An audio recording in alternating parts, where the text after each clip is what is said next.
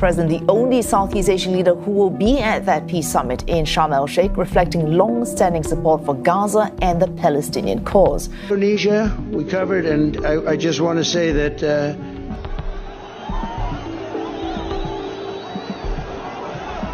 kenapa PMX tidak hadir sama dalam keserangan damai?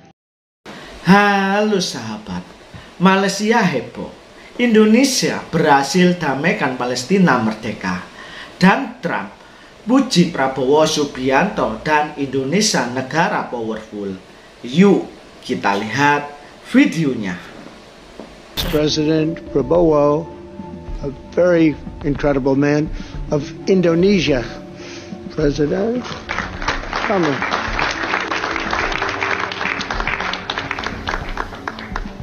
Indonesia, we covered, and I just want to say that that's a big country, a powerful country. It does unbelievably well, and it's great to have you. And he's a fantastic man and a fantastic general, by the way. But he's a great president, and I want to thank Egypt and all of your representatives for treating us all so well.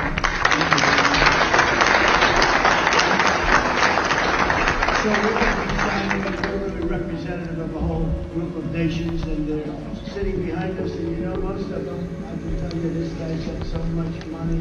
They all have so much money. There's more money and power sitting behind us. I love that they're behind us.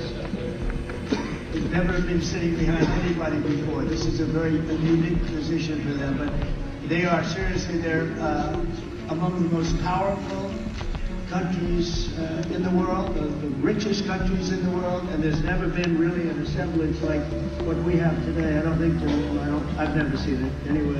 And I want to thank everybody for being with us. Jadi insyaallah nanti yang akan membebaskan Palestina itu namanya Prabowo. Ini bukan omon-omon, ini sejarah. Ini sejarah. Pak Prabowo ngerti persoalan ini, ada dalam darahnya, ada dalam jiwanya. Bukan, mohon maaf tadi, yang suka make umat Islam itu bukan. Dia pejuang bersama umat. I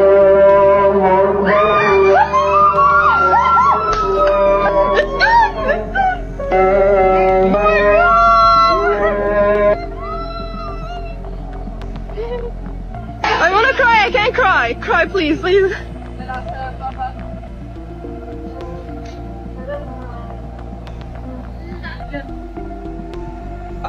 Bapak Prabowo berjaya mengatasi dua kerusuhan besar-besaran. Tahniah kepada Bapak Prabowo.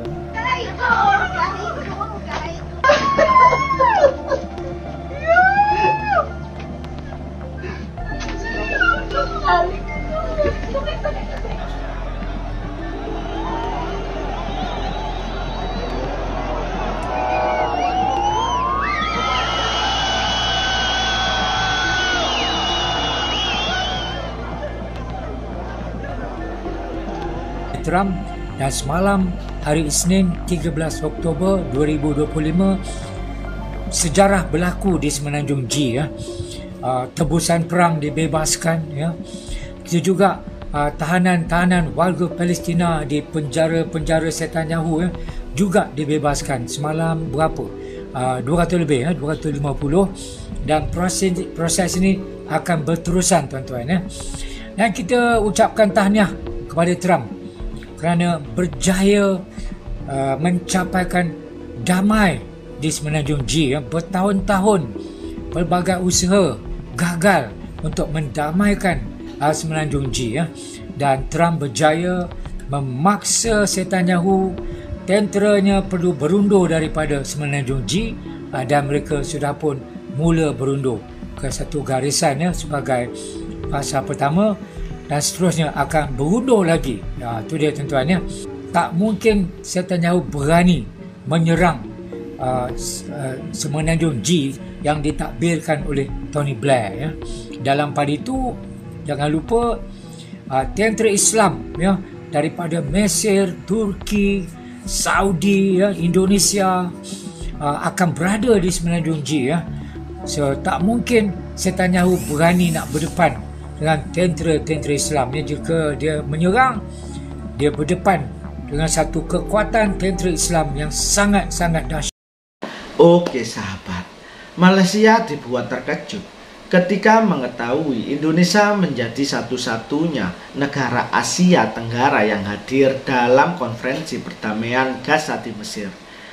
Tak genap sebulan setelah pidato Prabowo di PBB yang mengguncang dunia, kini perdamaian Palestina akhirnya tercapai. Dalam konferensi itu, pengaruh Indonesia semakin nyata. Bahkan Donald Trump memuji Indonesia sebagai negara kuat, dan Presiden Prabowo dikabarkan siap mengirim pasukan di Palestina sebagai bentuk nyata Indonesia. Sementara itu, rakyat Malaysia justru heran mengapa negaranya tak diundang, sementara Indonesia tampil di garis terdepan membawa pesan damai untuk dunia. Kesianlah kita punya Perdana Menteri Datuk Seri Anwar Ibrahim kerana tidak dijemput. Ini sidang kemuncak di Mesir yang diorganisasi oleh Presiden Mesir untuk meraih gencatan senjata di antara Hamas dan Israel. Banyak pemimpin, ramai pemimpin daripada seluruh dunia dijemput dalam majlis ini, termasuklah pemimpin daripada Turki, kawan baik Datuk Seri Anwar Ibrahim, Qatar, Kuwait, Bahrain, PLO punya Perdana Menteri pun ada hadir, Muhammad Abbas. Indonesia punya Pro-Umu, kawan baik Datuk Seri Anwar Ibrahim pun dijemput. Presiden Perancis, Germany, Britain, Georgia, Spanyol, Greek, Armenia, Hungary, Pakistan, Canada, India, Norway, Iraq, UAE, Cyprus, dan juga daripada United Nations, daripada gabungan Eropah, gabungan negara-negara Arab, semua diorang pemimpin dijemput, kecuali Datuk Seri Anwar Ibrahim. Amat menyedihkan, amat memalukan. Saya nampak orang pakai songkok seorang tu, saya terubak sikit hati. Kenapa PMX tidak hadir sama dalam serangan damai? Yang keduanya, kenapa Hamas? Persetujuan dibuat dengan Hamas. Hamas saya tak nampak gambar sebab saya tengok 2 jam semalam untuk bolehkan saya tanya soalan pada hari ini. Jadi pertama, kenapa Malaysia tidak berada bersama? Yang kedua, kenapa Hamas tak dilibatkan langsung? Negara-negara yang diundang adalah negara yang beri sokongan penuh pelan damai 20 perkara tersebut. Malaysia tidak termasuk kerana Malaysia menyokong dengan bersyarat. Syaratnya ialah comprehensive solution, membawa balik rakyat Palestin yang terusir keluar, dan beberapa syarat-syarat yang terkait dengan hak Palestin sebagai satu negara yang tak termasuk dalam plan. Plan tu kalau sudah baca 20 poin, tak termasuk soal hak rakyat Palestin, negara dan kedudukan penjajahan yang terus berlaku dan keganasan yang dilakukan oleh Zionis Israel di tebing barat. Jadi kenyataan saya dan kenyataan Menteri Luar sebagai reservation disebut menyokong dengan reservations. Jadi itu kita lakukan. Tetapi ada yang bertanya, kalau gitu mengapa kita sokong plan damai?